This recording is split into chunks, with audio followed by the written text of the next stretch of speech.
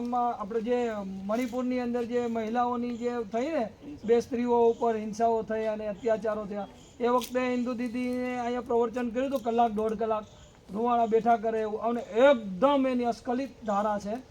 ઇન્દુ દીદી નામ એમનું ઇન્દુ દીદી છે. ડૉક્ટર બાબા સાહેબ આંબેડકરની દીકરી હતી ને, એનું નામ પણ ઇન્દુ હતું.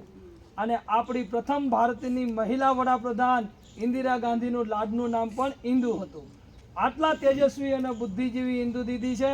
આ આખા દલિત શક્તિ કેન્દ્રને આમ એક શું કહેવાય કે એટલું બધું મોટિવેશનથી અને આખા તાલુકા અને આખા અમદાવાદ જિલ્લાની આસપાસના જેટલી સ્ત્રીઓ મહિલાઓના સશક્તિકરણના કામ હાલે છે, જનજાગૃતિનું કામ હાલે છે, એમાં ઇન્દુ દીદીનો સિંહ ફાળો છે.